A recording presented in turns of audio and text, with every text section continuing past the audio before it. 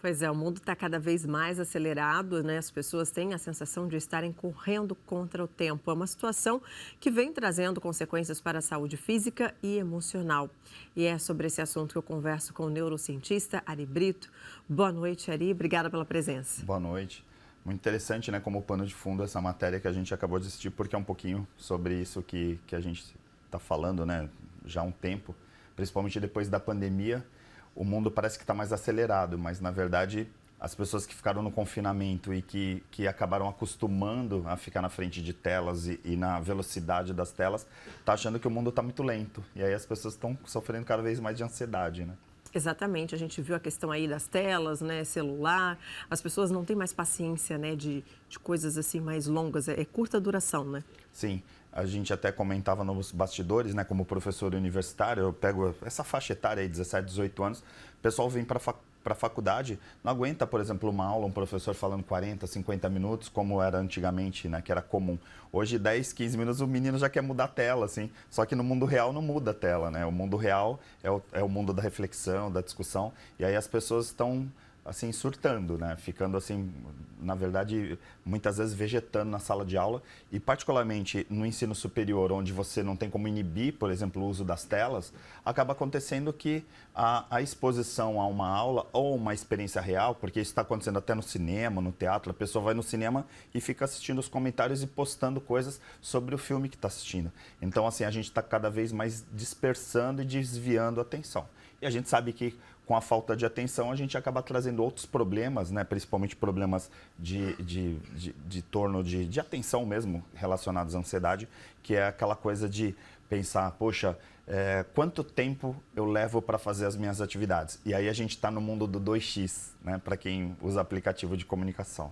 É verdade, né? Então, nesse mundo acelerado aí, tem uma cobrança muito grande pela produtividade também, né? As pessoas não se permitem mais descansar, tirar um dia de folga, por exemplo.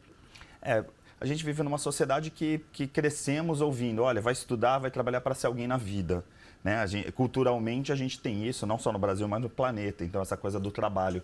Aí, de repente, quando a gente tem algumas atividades que estão sendo substituídas pela inteligência artificial, por exemplo, ou por robôs, a gente começa a pensar assim, poxa, será que a gente não está criando uma geração de inúteis, de pessoas que, de repente, vão estar aqui, até estudaram, têm alguma formação, mas que, eventualmente, não vão produzir nada. E aí vai gerar um grande conflito, né? Porque vai ter uma geração de inúteis, de repente, que pensar assim, pô, e agora? O que eu faço? E aí vai aumentar a ansiedade, vai aumentar os problemas psicológicos, mentais e emocionais por conta disso.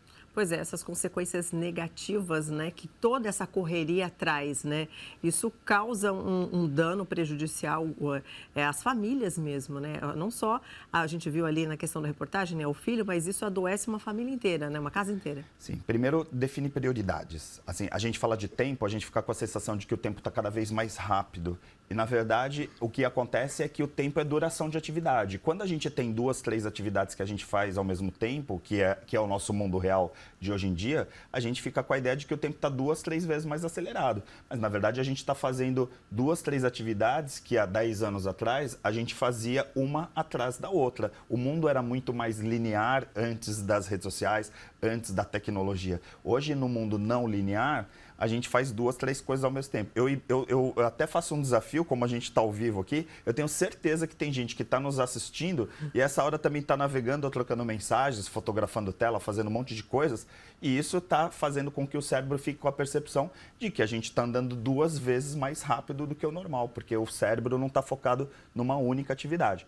E quando o cérebro faz várias atividades ao mesmo tempo, ele até consegue, mas vai perdendo em foco, vai dispersando, e cada vez mais a gente tem uma geração que é uma geração sem atenção no que está fazendo. Aí gera uma série de problemas por conta disso. Eu ia te perguntar justamente o que é a síndrome do pensamento acelerado, né? Porque hoje em dia tem vários nomes, e aí o que seria isso? A gente vai dando siglas, né? Na verdade, o SPA, né, Síndrome do Pensamento Acelerado, nada mais é do que pessoas que estão num determinado momento de tempo e num determinado local, num espaço, mas que o seu cérebro já está pensando no dia seguinte ou nos dias seguintes, ou seja, é uma característica de processamento do cognitivo que já está, é como se fosse uma pessoa eterna preocupada, ou seja, uma pessoa com excesso de preocupações.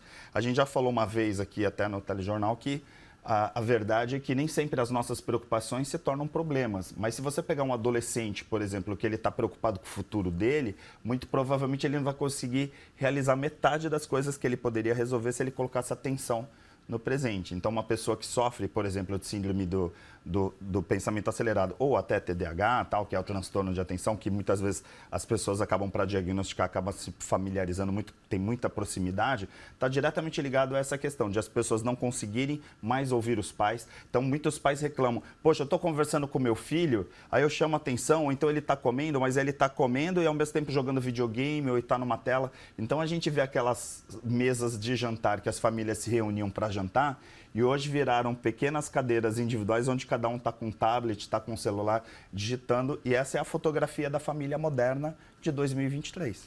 Mas eu quero te perguntar como usar o tempo como aliado. Primeiro, fazer cada atividade de uma vez. Assim, a gente tem capacidade de fazer várias coisas ao mesmo tempo? Tem, só que a gente dispersa e acaba não fazendo com a qualidade que a gente poderia fazer. Então, o cérebro é focado. Então, assim, define prioridades. Eu acredito muito que uma pessoa que está assistindo televisão, se ela estiver assistindo televisão e estiver cozinhando ao mesmo tempo, a chance de ela queimar um arroz, a chance de ela queimar uma comida é maior do que se ela só estivesse olhando para a gente nos assistindo. Então, assim, então eu tenho que parar de cozinhar quando eu estiver assistindo o jornal? Não, mas aí tem determinadas atividades que dependem mais de atenção do que outras. Então, quanto mais atenção a gente conseguir colocar nas atividades do nosso dia a dia, definindo prioridades, a gente vai ter uma qualidade de vida muito melhor. Olha, muito obrigada pela sua participação aqui no SP Record e volte mais vezes. Obrigado.